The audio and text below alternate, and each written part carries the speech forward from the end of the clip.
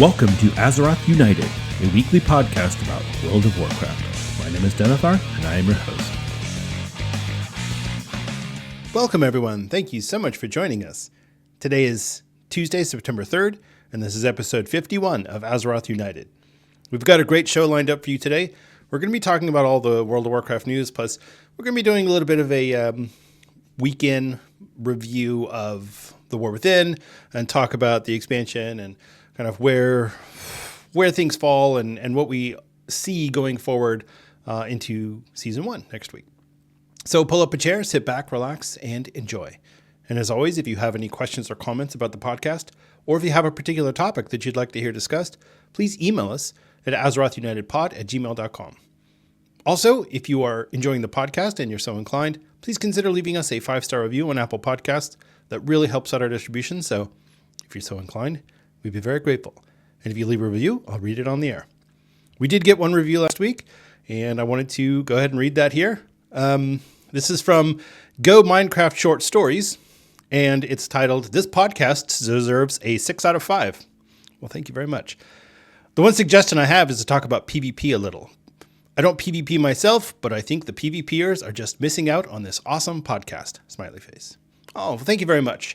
I don't PvP very much myself either, but I do occasionally partake in the Battleground or Arena. I haven't done Arena since Shadowlands, so it's been a minute, but yeah, I can look at throwing in some PvP content in the future, maybe once the season has started and I've got some time with the new Battleground. That actually might be a really good segment to do. So thank you for that, and please continue to enjoy the podcast. And all right. Before I get to the news, let's not jump the gun here. Let's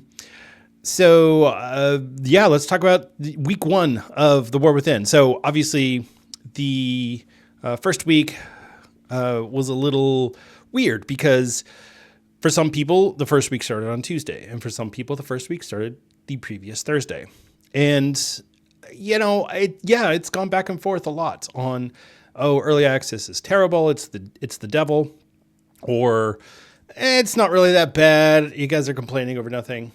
I feel like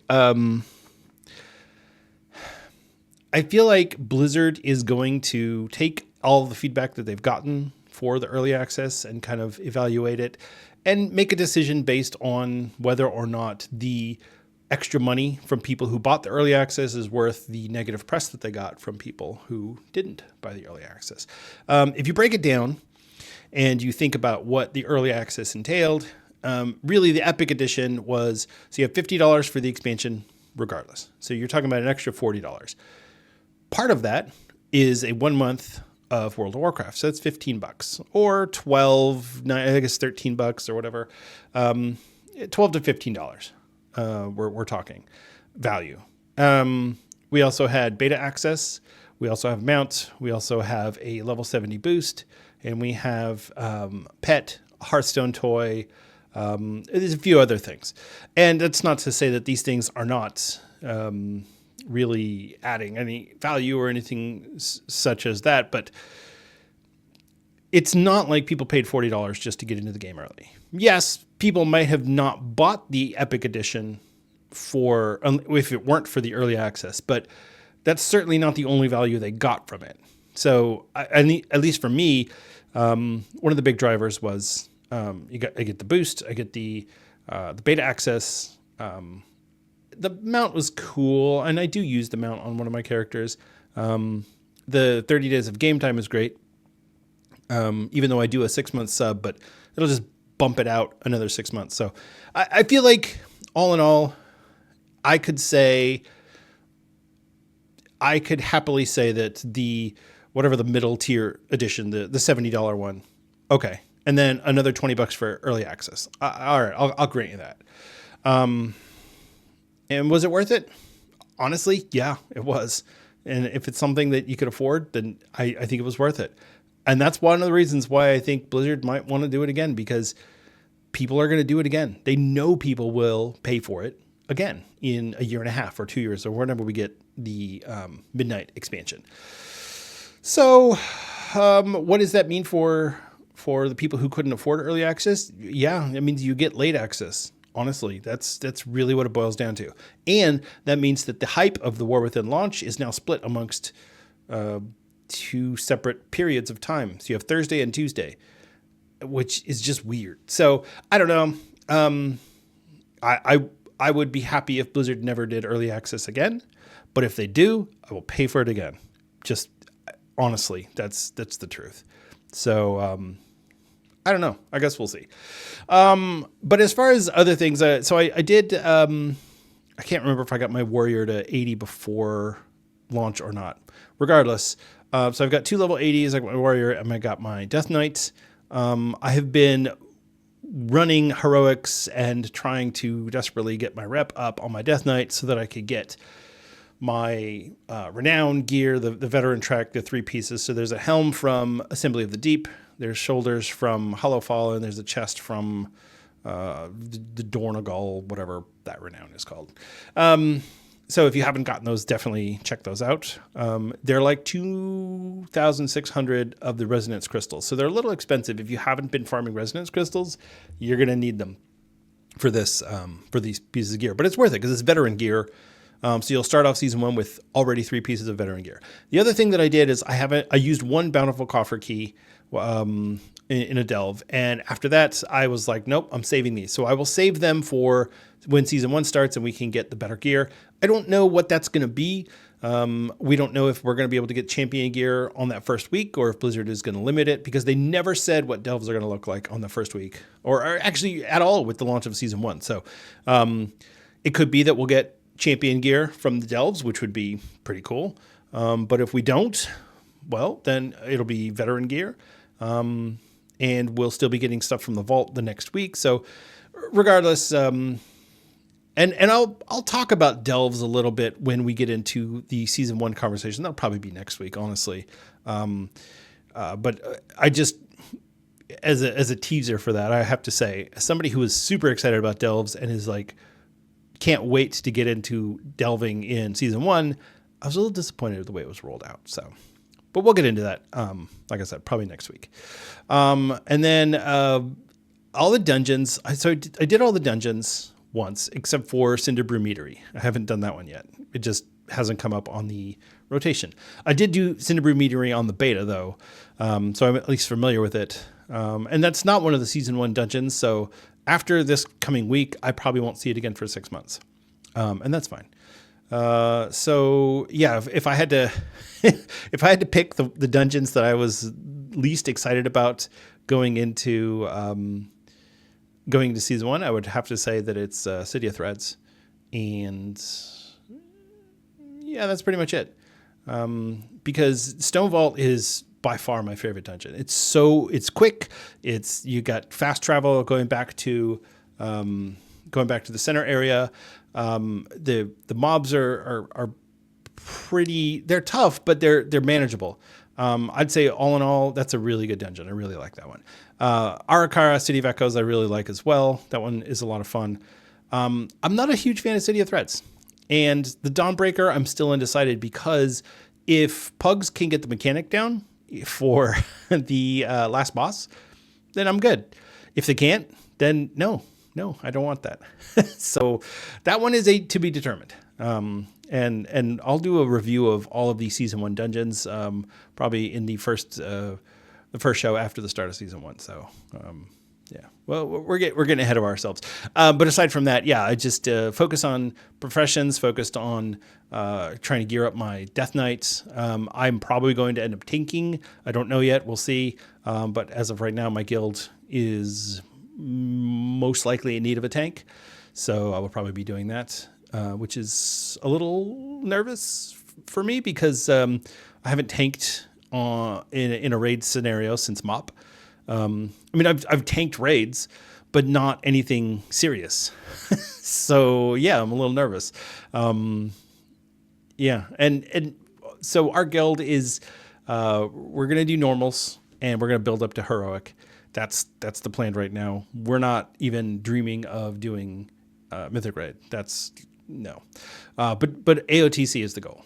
Long term over the end of the season. So we'll see how that goes, and I'll keep you updated on that as far as that goes. One of the things that I found in this whole process of trying to find a guild is, Blizzard's guild interface and guild system is terrible. But there are two really good resources that you can use if you're looking for a guild. I would suggest guildsofwow.com, the website, and I would suggest the Guild Recruitment Discord. I will put a link to that in the show notes, but that is a great resource to go to if you're looking for a guild, or if you have a guild and you're trying to recruit people. I would definitely go check that out, and guildsofwow.com as well. So, not a sponsorship or a plug, just two services that I used and found very useful, especially considering that those are provided for free. I don't have to pay for them. I don't have to do anything. I just go and use it, and it works. So that's always nice. That's always a nice little internet thing. But if you were serious about finding a guild and you had to pay for a guild website or a website to go find a guild, that might not be your favorite thing, but that's kind of where we are in a lot of cases. So if Blizzard could provide something better, then that wouldn't be the case. But the guild system in game, and there's just nothing on the forums or on worldofwarcraft.com. So it's pretty much what's in game, and what's in game is god awful. So yeah, if you're looking for a guild, best of luck to you. But unfortunately, it's not. There's no good solution for that.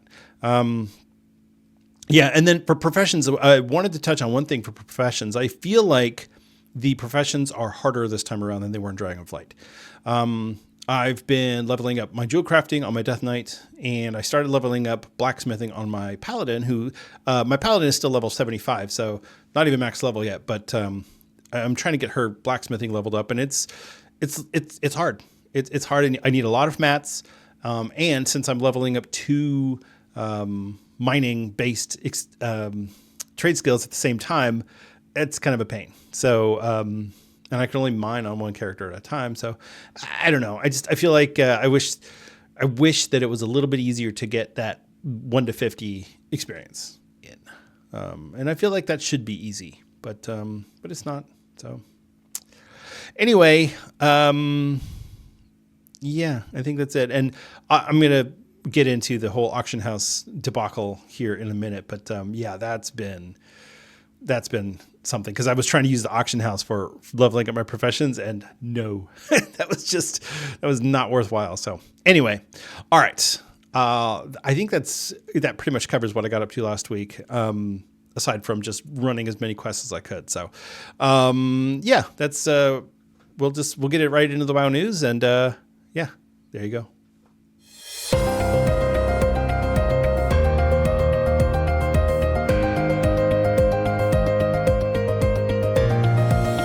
It's time for the news. In Blizzard news, so first thing that I wanted to mention before we get into all of the modern WoW news and discussion, there was a little bit of news for Season of Discovery.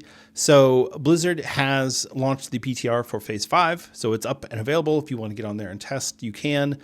So this is going to have Blackwing Lair and Zul'Gurub are going to be the two main content of Phase 5.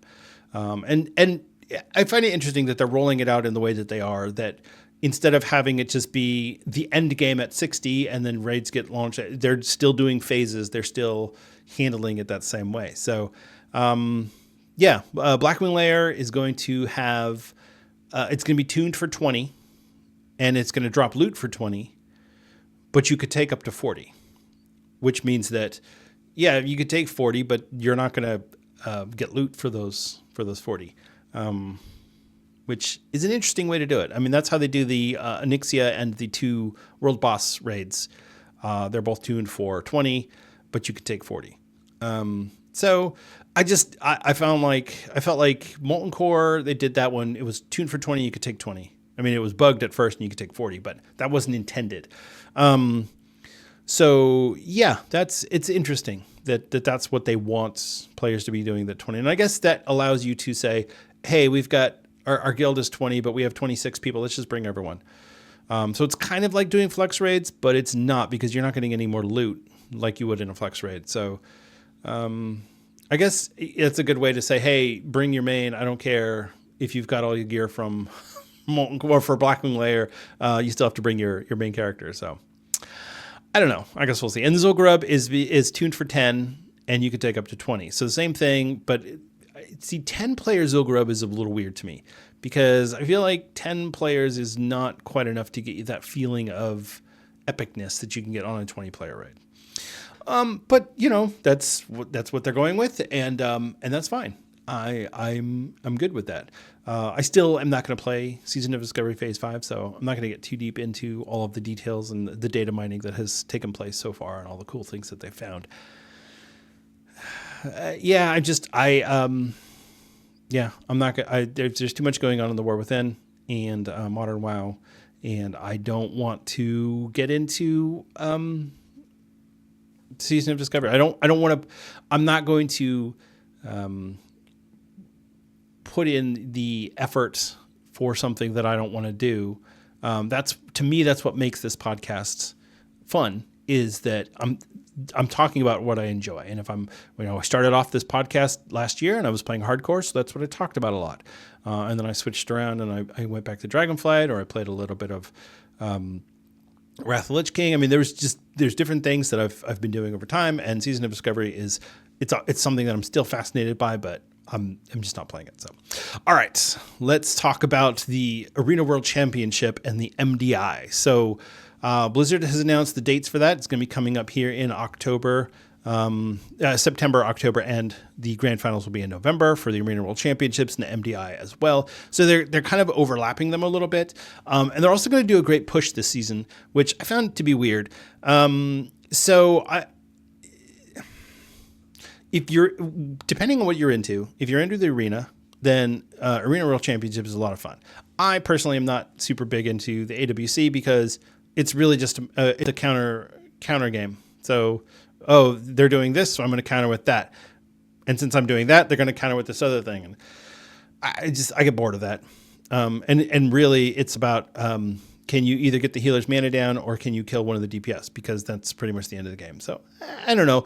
Arena World Championship. So the prize pools are interesting though. The prize pool for I closed the tab. Oh boy, way to go, Denethar. Anyway, the prize pool for Arena is bigger because the MDI and the Great Push are split into two different competitions. All right. Sorry. Let's see. Nope, that's the wrong one. That's last season. Anyway, it doesn't matter. The point is, there's big prizes. I think it's like $300,000 for Arena, and then $200,000 for the MDI and $200,000 for the Great Push, I believe. But don't quote me on that. I had the tab open and I closed it, and now I can't find it. So that's okay. The MDI, however, I am really interested in. I really enjoy watching the MDI format. I really like it now that they've changed the way that the Mythic Dungeons are going to work, and especially with the new affix system, there will be no variation between the different dungeons. As long as they're all above 12, which they will be, there will be no variation. It will be all the same affix, which is weird. I'm not sure how I like that, because one of the cool things about the MDI is seeing how these teams try to time a 22 or whatever with these weird affixes. So yeah, I'm really curious to see how that goes. So that I will be covering the MDI and the Great Push when that one is available as well. I will be covering those pretty extensively because I'm very interested in that. As the person who left us a Apple Podcast review mentioned, I don't really talk about PvP, and that's true. I don't because I'm just not as into PvP. So, but in honor of their suggestion, I will be covering the AWC. I don't know as well how to cover it.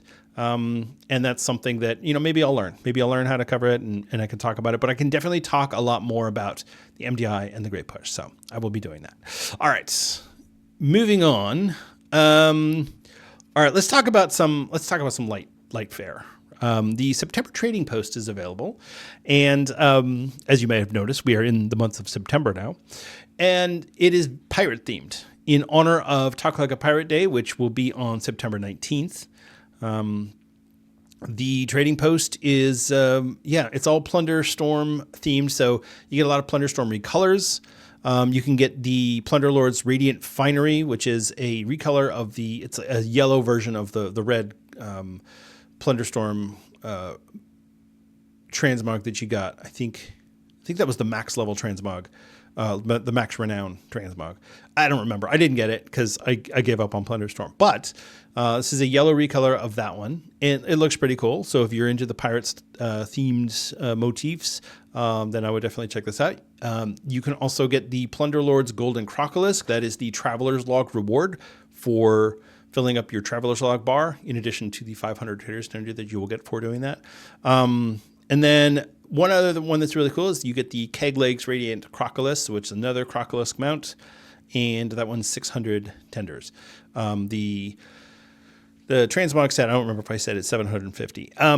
There's a lot of really cool pirate-themed weapons, shields, cloaks, gear. There's all sorts of. So you can get the shark hat. There's all sorts of really cool transmog and items in the trading post this time. But the problem is, I feel like I understand they did it for September because of it's Talk Like a Pirate Day and September pirate themed.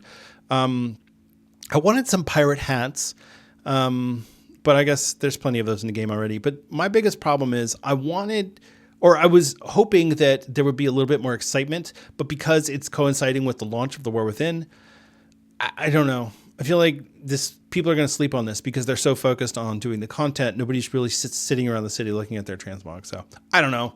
I guess we'll see. But definitely check out the trading post. You can get the trading post in Dornegal. So if you are in the new Earthen capital city in the War Within, there is a trading post there. If you can't find it, you can definitely talk to a guard, but it does mark it on the map with the little Trader's Tender logo. And yeah, it's right there. I think it's just right. It's over near the flight path. So just down one level. I still haven't figured my way around the city. I'm still working on that, but yeah, definitely go check out the trading post, see if there's anything you like. There's some repeat items on there as they've been doing recently. But hey, we get a mount this time. No pet, no wristwatch, none of that nonsense. It's a real mount. So all you complainers, this is the month for you. Go get your free mount by by playing the game, basically. Enjoy your mount. Even if that's all you do for the trading post is get your free mount, then that's fine. You still win because you get a free mount. All right. Finally, and I wanted to talk about this one because I am a technical person by trade. I work in IT. I used to be a database administrator back in the day, and I did a lot of really nerdy technical work, and I still do. So the auction house has been having some problems. I don't know if you noticed. It's been running very slow. It's been having a lot of problems, and they've had to start throttling it so if you have any sort of add-on that automatically scans the auction house, like I think Trade Skill Master has an add-on that will allow you to scan the whatever you need for a particular recipe. It'll let you just scan those particular items. It'll do a specific query for those. That's all really slow right now because of a change that they made to the auction house. And this was a change that they made at the beginning of the War Within is to, I guess it allows the auction house to work a little better. But basically, the auction house, it's run through a series of databases and tables. And a table is just a container full of data, structured data. And what happened is they had one table that went from containing about 40,000 records to containing several million records. And as you can imagine, that's a significant difference. If you had a folder with 40,000 files in them, and you suddenly had several million files in that folder, it would take you a long time to scroll through all those files. So same thing with the auction house database is that this table is now massive and it's taking a long time to go through it.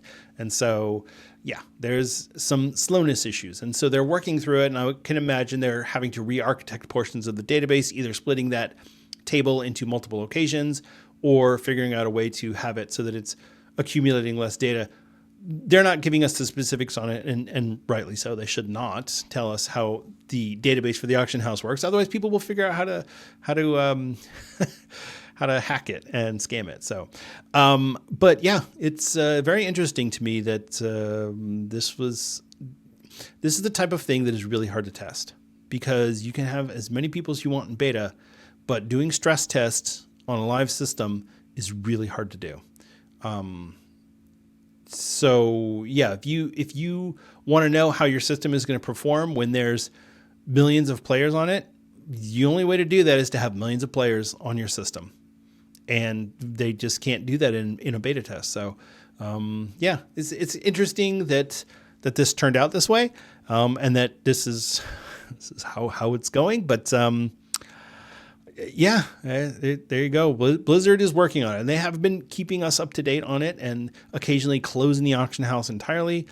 Sometimes they've throttled it. So yeah, it remains to be seen. One other thing that I saw today, which was kind of interesting, is there was a problem with the final quest of the last chapter of the max level storyline, which I haven't done yet. But I was reading the tweet, and it said that there was a problem with it. So they actually shut down the entire quest line, which I found interesting. So they're taking action on these things rather than letting them just play out, because, this is one of those things that it's not going to create a imbalance in terms of gear, but because everyone will eventually be able to do the quest. But the people who were able to finish it first are going to feel a certain way, and the people who it bugged on are going to feel a different way, and the people who couldn't do it because it was shut down are going to feel it. And that's hard, but at least Blizzard is trying to move quickly on these sorts of things, repair them, and turn everything back on, which I have to applaud them for that. I feel like that's really hard to do, given the state of World of Warcraft as a live service game. It's a challenge, and it's something that they have to constantly work on and constantly try to get right. And yeah, I can only imagine the stress that that is going through these guys, or these people, I should say, because it's not all guys, through all of the people that work there. That's got to take a tremendous amount of work and a tremendous amount of patience. And I'm sure they're all working overtime and extra time and whatever they can to get things done. So actually, they're not working overtime. They just, anybody who's salaried, they have them working on it. And the people who are hourly, they send them home. That's how IT works. Yeah. So anyway, yeah, that's, I wanted to touch on that because I did find that to be really interesting because of my background, but, maybe you don't find it too terribly interesting because you're like, what the heck is a database? But regardless, I'm glad that they're working on it. So it's a good thing. All right. I think that's all of the news. Yeah, there was some stuff that came in later today, but, I haven't gone through everything yet. So we'll talk about that next week. All right, let's move on to our main topic of the week. It's time for the main topic of the week.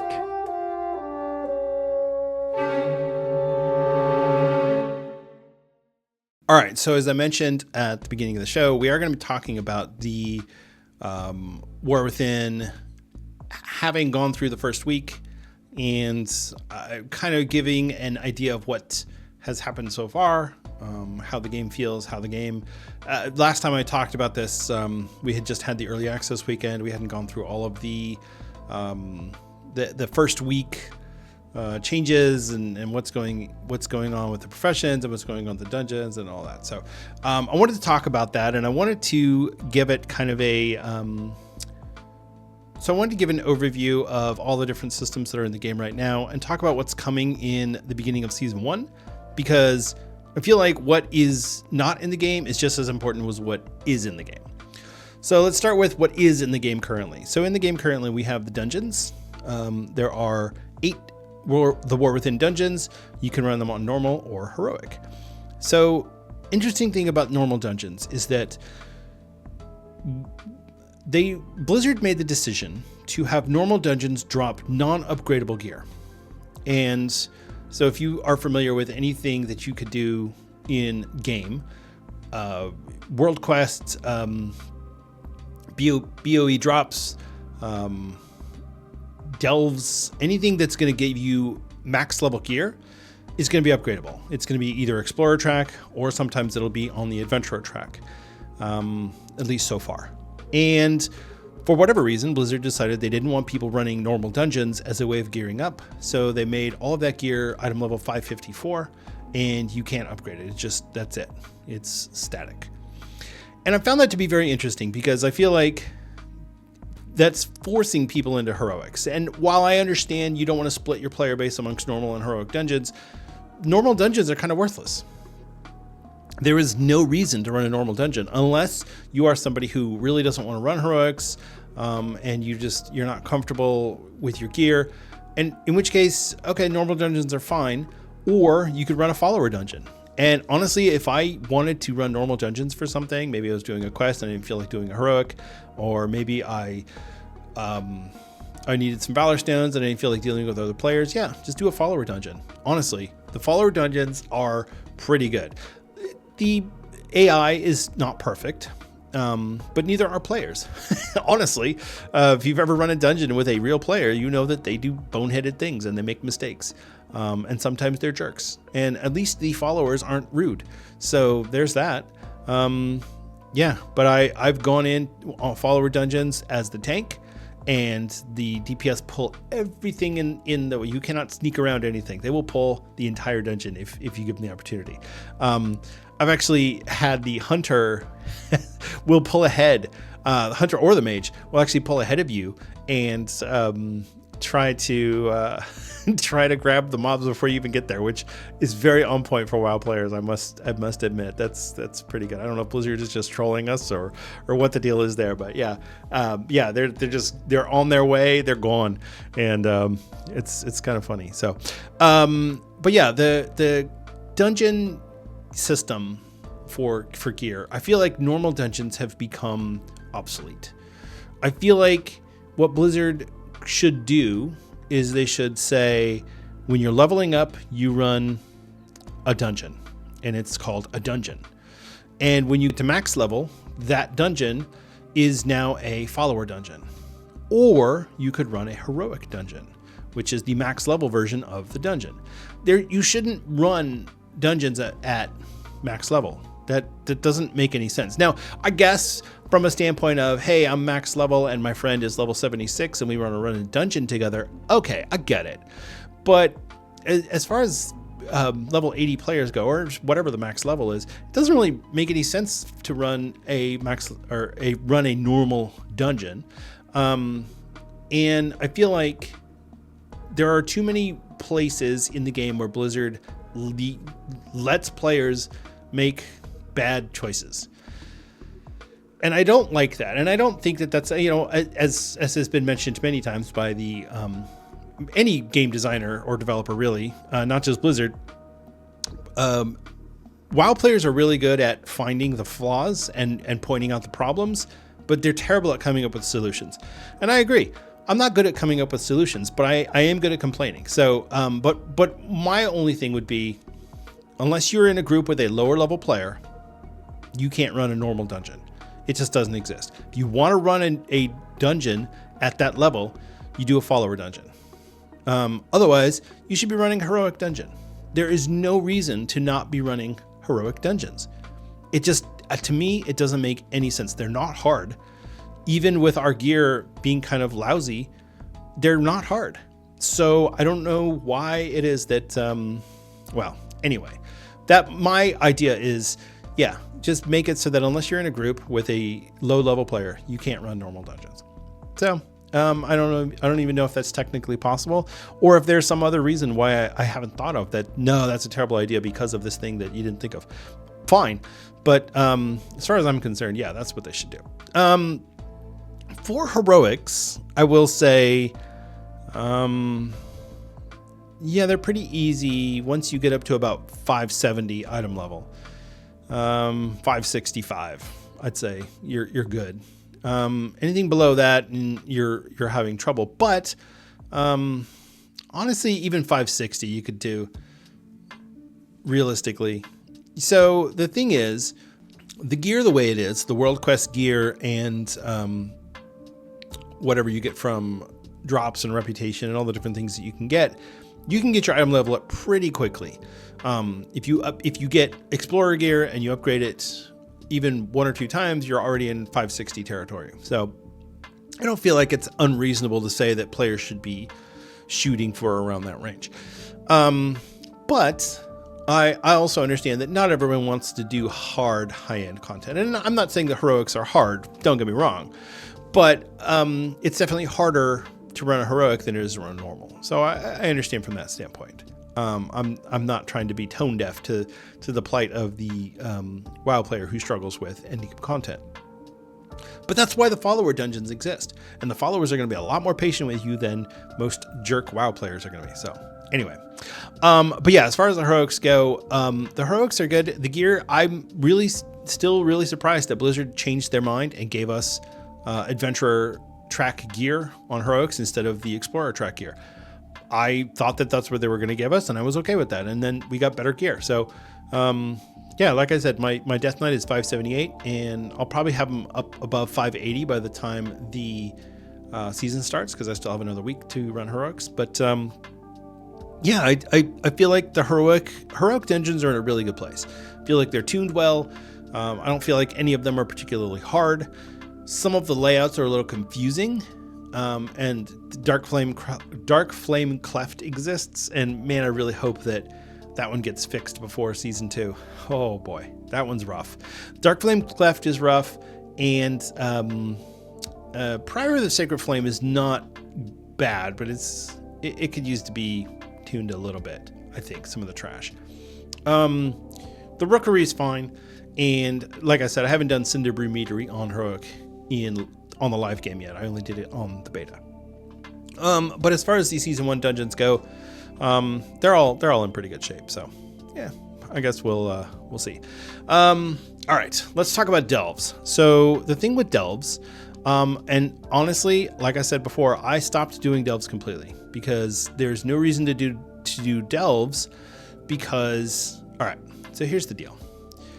Blizzard released delves as this main component of the War Within. Hey, you can get gear by yourself or with a small group. You can go and you can get stuff. And I think, oh, that's great. But as we're all gearing up for season 1, I realized running delves doesn't really get you a whole lot. So in order to get the best gear from a delve, you have to have a restored coffer key. And this coffer key, you use it on a bountiful delve, which is timed. It's not timed. It's only available for a certain length of time. So you have a limited amount of time to run it. It's not timed once you go in, but it's not up all the time. So you have to go into a bountiful delve. You have to have one of these restored coffer keys, of which you only get 4 a week. And then you will get a piece of, I think you get it right now. If you did a tier 3 delve, you get a piece of adventurer gear at the end of the delve. Okay, so that's the same as you're getting from a heroic dungeon. Cool. Except that that's not how delves work. Because if you just go into a regular delve, you're getting basically nothing. You get some Valor Stones, you get some Weathered Harbinger crests, some gold, maybe some gear, some upgrades for Bran, and that's it. Maybe you'll get a piece of Explorer gear, maybe you won't. And I feel like in order for delves to truly be a part of the endgame system, a true pillar of the World of Warcraft endgame, they have to be spammable. Because Blizzard is very clear on the hierarchy of endgame progression. You have raids, which are not spammable, but you can get the best gear from them. And then you have dungeons, which are spammable, and you can get really close to the best gear from. And you can get the best gear in your vault if you're doing a plus 10 Keystone dungeon. So you can get that best level of gear, myth track gear, from doing a plus 10. And then you have delves, which are not spammable. You can get gear, really good gear, from 4 a week. The rest of the time, and we don't know what this is going to look like in season 1 because Blizzard hasn't told us, but honestly, if I'm running through a tier 8 delve and I'm getting a piece of explorer gear at the end, I'm going to be pissed. Honestly, it doesn't make any sense. And I feel like if that's their plan, if they think that players who are excited about delves are going to still be excited once they realize they only get 4 upgrades a week, they're not going to be happy. So I hope that at the very least you go, all right, well, if you run a bountiful delve, but you don't have the key, okay, so you won't get the best gear, but you'll get 1 tier down. So you could spam veteran gear. Okay, I'm okay with that. I'm fine with that because honestly, I'd rather spam tier 8 delves and get veteran gear than spam mythic zeros and get veteran gear, because mythic zeros are going to be a nightmare. And I don't know because we haven't gotten into season 1 yet, but in Dragonflight, when they changed mythic zeros to give better gear, they were harder than keystones because good players who wanted gear were running keystones. And the players who were left running mythic zeros, I'll just say it, they weren't very good. They just weren't. You had unenthusiastic healers, DPS who didn't know their cooldowns, tanks who didn't know how to defend themselves. It was rough. I did not enjoy mythic zeros in season 4. Yeah, if that's the case again, I would rather do delves. So it remains to be seen how that implementation of delves takes place, and whether or not we are going to be able to spam delves for gear. I feel like if we can't spam delves for gear, what is the point? And Blizzard created the world track for the Great Vault, where you can get world quests and delves. Basically, it's primarily for delves. I'm sorry, not world quests, public events. So if you do the theater troupe, if you do the Awakening the Machine, that sort of thing, you have to do 12 of them to fill out that row. So I think it's 4, 8, 12. So if you do 4 things, you get 1 slot in the vault. If you do 8 things, you get 2 slots. And if you do 12 things, you get 3 slots. So if Blizzard is expecting me to run 12 delves a week and only is giving me good loot on 4 of them, that doesn't make any sense. So I'm really hoping that I'm wrong in how this works, and that once we get into season 1, everyone looks at delves and goes, oh, this is how they were supposed to work in the preseason or whatever. And oh, it wasn't working, or now it makes sense why they were doing things the way that, I don't know. But regardless, I hope that they fix it, because if not, if delves is a disappointment in the War Within, they're just going to disappear. And then now we have nothing for the more casually minded players. Because like I said, you know, I'm kind of a mid-core player. I'm not just doing transmog and doing quests. I do like to run endgame content. I do like to raid. I do like to do keystone dungeons. I'm really excited about delves, but if they are not going to provide me repeatable endgame content, then it doesn't make any sense. The only endgame content that should not be repeatable is the raid. Because you run the raid, it's in a week, and then you do it again, and then another week, and then you do it again. And that's how it should work. That's how it does work.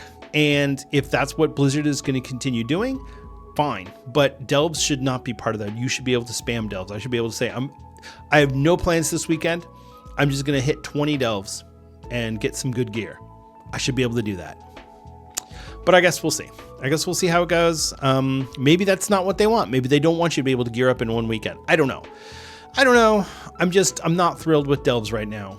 I'm really enthusiastic about how they're going to be implemented going forward, but I'm just not really loving it right now. So maybe at the end of the day, Growl was right, and these mole people are going to be disappointed, and delves will just go away. So we'll see. All right, let's talk about the storyline, because as of right now, like I said, I haven't done the 5th chapter of the max level storyline, but what I've done so far, the storyline is damn good. The characters are good. The motivations are good. I kind of laughed at the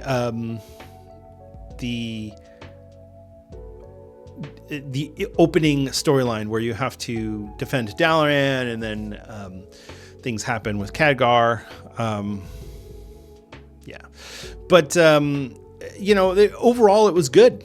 That was a good quest line. That was a good storyline. If you haven't done the intro storyline yet and you're listening to this podcast, what are you doing? Honestly, what are you doing? So Khadgar dies in that opening cinematic. And, but before he does, he creates a portal for Alaria and Incredible Hulks her to the surface, to the island. And I kind of laughed at that because it was, that's exactly what it felt like. It 100% felt like Heimdall sending Bruce Banner, the Incredible Hulk, to Earth through the Bifrost. I don't know. I just, regardless, that's really my only thing that I was kind of like, really? That's what you're going to do? But the rest of the story has been really good. I really liked the machine storyline, the earthen section of the storyline. I like how Blizzard split the storyline into two parts. So you have the earthen storyline that takes place in the Isle of Dorn and in the Ringing Deeps, and you have the Hallowfall storyline that takes place, or the Arathi storyline that takes place in Hallowfall and Ashgad. I really like that. I like that the story branches out from there, though. So you have the Niffen who are there in Ashgahet. You have the whole fifth column in Ashgahet for the spies who are trying to conspire against Ansarek and overthrow her because they see her as a threat to their people, which she is. And if you haven't finished the storyline yet, or if you haven't gotten through the first 4 chapters of the max level storyline, you might want to not listen for the next 15 seconds. But so when it's revealed that Queen Neferus is actually still alive and turned into a horrible monster, that was a great story beat. And then the fact that Xal'atath can mind control the Nerubians, oh my goodness. Whew. All right. Anyway, but yeah, I think overall the storyline has been probably one of the best parts of the expansion. Even the side quests, when you doing these local quests, you've got the in the Ringing Deeps, and they're always doing this construction and it's too loud, or you've got you've got the whole goblin storyline down in the south of the Ringing Deeps where it's a very goblin. It feels very goblin-y, where they're checking the workers' papers, and they're who's on a break, and I mean it's such a good. It feels very World of Warcraft. Everything about this game so far feels World of Warcraft, and coming from Shadowlands. And even in Dragonflight, honestly, in a lot of ways, because, so the dragons are a big central part of World of Warcraft, but we haven't had anything so dragon-oriented and focused. And honestly, it was hard to relate to a lot of them. The best storylines in Dragonflight were the ones like for the Blue Dragonflight with, I can't remember his name now, the really old dragon who passed away at the end of the storyline, the one from Legion. You have some storylines like that felt good. They had some heart. But for the most part, the dragons were just kind of aloof and we're dragons. These stories feel real and personal. And even when you're dealing with Earthen, and some of them talk like robots, and okay, fine, but that's who they are. And it feels real. And they nailed the World of Warcraft theme of this expansion. It feels like a World of Warcraft expansion. Now, obviously, we're going to a new place and we're experiencing new things, but it still feels like WoW. And in parts of Dragonflight and most of Shadowlands, it didn't feel like WoW. It felt like we were playing a different game where we took our characters and we put them into a different game. And Dragonflight, to its credit, it was a kind of a palate cleanser, a little bit of ginger root expansion. So that's fine. But Shadowlands it was so weird. And I'm not going to criticize Blizzard for trying something different, because that is part of what World of Warcraft is about. But it didn't work, and it didn't feel good. And so sometimes when you swing for the fences, you strike out. And that's what happened there. But this storyline in The War Within is so good. I feel like it's a home run. Just right off the bat, it's a home run. The storyline, just the first section of the storyline, which, I mean, we still have how many more quests and how many more storylines are we going to go through, right? just this first part is so good. Magni rescuing the earthen from the high speaker. I mean, it's so good.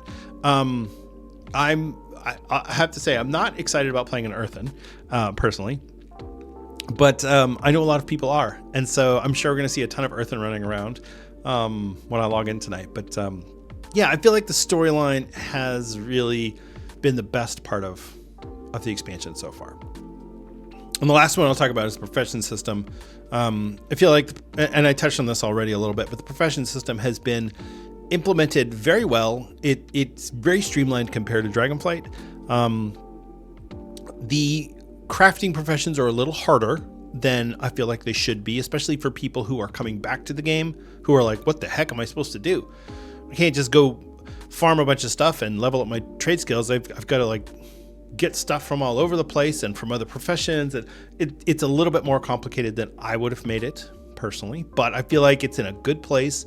I feel like the professions really just work in a way that even in Dragonflight, we didn't really know what we were doing with the professions. We were just kind of, I don't know, just pick some points and I don't know what to do. And now we know. Everybody, I'm going to make sure I level up being able to mine while I'm mounted or stuff like that.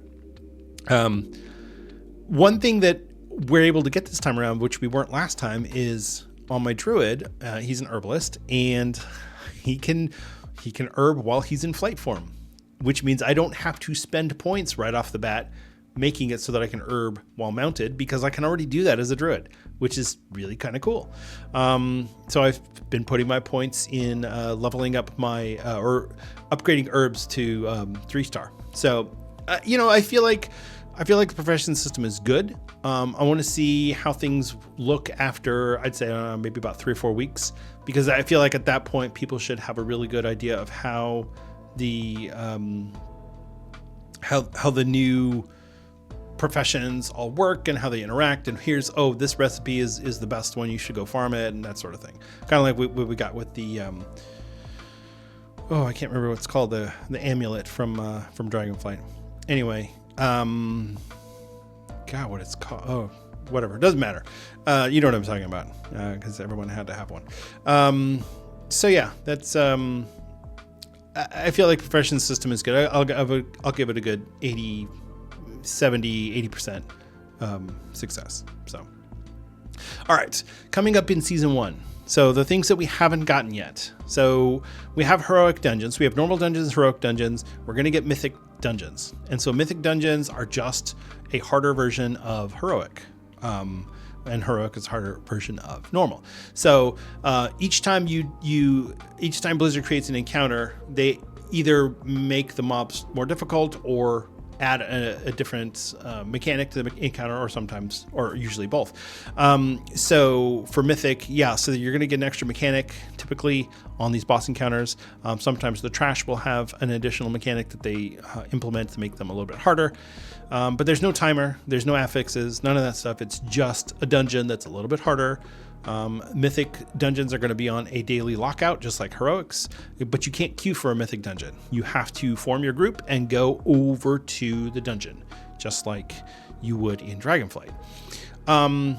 So mythic dungeons will be available at the beginning of season 1. So that's September 10th. As soon as the servers come back up from reset, the mythic dungeons will be available, and you'll be able to do 1 a day. So that's eight dungeons a day if you really want to. So 56 a week if you're like just dying for that veteran gear. And then mythic dungeons will also drop. So they'll drop veteran gear from each boss. It's like a chest, like at the end of a keystone. And then you'll get a champion piece of gear in the vault from running those. So depending on how many you run, the more you run, obviously the up to 3 chances you'll get in the Great Vault. Delves will go up to, I think Delves are going to go all the way up to 11. So right now we're maxed at tier 3 for Delves. So as soon as season 1 starts, that first, again, same thing. As soon as servers come back up from reset on the 10th of September, we will get Delves all the way up to 11. You only get loot from from tier 8 delves. And like I said before, I don't know how that's going to work with the bountiful delves and if you're going to get better geared or we'll see. We'll have to see, and I'll talk about it next week, because by the time I do the podcast next week, I'll already know what's going on. So yeah, that's delves are coming out, and delves should be fully available day 1 of season 1. But again, we don't know because they haven't said. Blizzard has not told us exactly how that's going to work. The raid will be available. Nerubar Palace will be the new raid, and it's going to be available on normal and heroic mode, and the first wing of Looking for Raid will be available as well. So if you want to run the raid, I would definitely suggest, if you're not in a guild right now that's going to run the raid, I would definitely suggest looking for one over the next week. Or you could do pug. I'm sure there will be pugs doing the raid on normal. You can also do the first wing on Looking for Raid. I don't know how that's going to be divided up. I'm not sure, but yeah, it's definitely worth your while to get into at least a normal raid within the first few weeks. I would definitely say check it out, because the raid content is that's the kind of prestige content that Blizzard likes to put out there. Here's the big raid, and here's the cool cinematic after you defeat the boss and all that sort of thing. So yeah, so raid will be available starting on day 1 of season 1, and that'll be normal and heroic and the first wing of LFR. So after that, so the content that will still not be available on that first week of season 1, Mythic Plus Dungeons, Keystones, will not be available. They will be week 2 of season 1. Mythic Raid, same thing. So the Race to World First will take place starting on week 2 of season 1. So Mythic Raid, Mythic Plus Dungeons, and then finally we'll get Story Mode Raid, which is just the last boss of the Nerubar Palace raid in a story mode. So it's an easier version of the raid that you can run by yourself or with up to 5 people. I think it's up to 5 or 10 people. Regardless, it's not a full raid, and everything's kind of dumbed down, and it's more focused on the story rather than the mechanics of the boss fight. And then finally, on that second week, we're going to get the second wing of Looking for Raid. And then week 3 is going to be the third wing of Looking for Raid. And that'll be that. Then all the content will be available. I don't know what quests are coming out over the next couple of weeks. If there's going to be more storyline quests, or if there's going to be a Nerubar Palace quest, I don't know. So we'll see. We'll see how that goes. But there's a lot of things that are coming up over the next couple of weeks. So if you are sitting around Dornogal right now and you're like, new expansion, but I'm already bored. Trust me, there's going to be plenty of stuff to do, and it's going to be pretty hectic over the next couple of weeks. So definitely, if you are itching to get into some Keystones, then yeah, it's going to be 2 more weeks, unfortunately. So the 17th is when you're going to get your Keystones in, and that stinks, but that's what it is. And yeah, there you go. That's where we are on the War Within. That's where we are today, midway through the preseason. Yeah, we're going to finish out this week, and then, yeah, that season 1 is going to hit hard and fast. And then by the time we clear the raid and the Race to World First is finished and everything is kind of set, we should know, I would say shortly after that, kind of where we are with 11.0.5 and what the next content patch for the War Within is going to be. Because as of right now, and Blizzard hasn't changed this, but they stated that the Blizzard 20th anniversary, or the World of Warcraft 20th anniversary event, should be taking place during patch 11.0.5. So my guess is that that's going to come out sometime at the end of October, maybe the beginning of November. We'll see. But the anniversary is the month of November. So if that's what they're planning, then the patch will likely come out before that time. So we'll see. Don't know. Don't know. There's a lot still to